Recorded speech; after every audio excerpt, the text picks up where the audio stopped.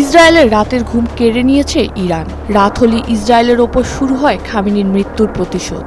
আর কান ফাটানো সাইরেনের শব্দে অতিষ্ঠ হয়ে পড়েছে ইসরায়েলিরা।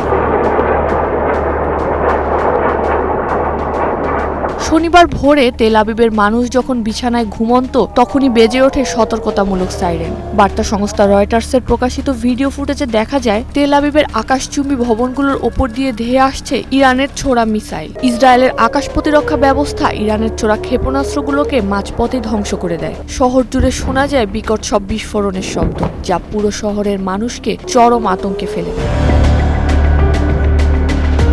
ইসরায়েলি সামরিক বাহিনী আনুষ্ঠানিকভাবে নিশ্চিত করেছে যে তারা ইরান থেকে ইসরায়েলের দিকে ধেয়ে আসা একাধিক ক্ষেপণাস্ত্র শনাক্ত করেছে এবং সেগুলো প্রতিরোধ করতে সক্ষম হয়েছে।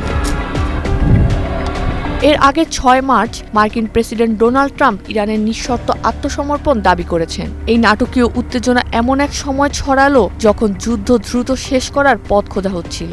আর তার ঠিক কয়েক ঘন্টা আগেই ইরানের প্রেসিডেন্ট ঘোষণা করেছিলেন যে নাম প্রকাশে অনিচ্ছুক কয়েকটি দেশ এই সংঘাত অবসানের জন্য মধ্যস্থতা করার চেষ্টা শুরু করেছে। কিন্তু ট্রাম্পের এই কঠোর বার্তার পর কূটনৈতিক আলোচনার মাধ্যমে দ্রুত যুদ্ধবিরতির যে ক্ষীণ আশা তৈরি হয়েছিল তা এখন চরম অনিশ্চয়তার মুখে পড়েছে।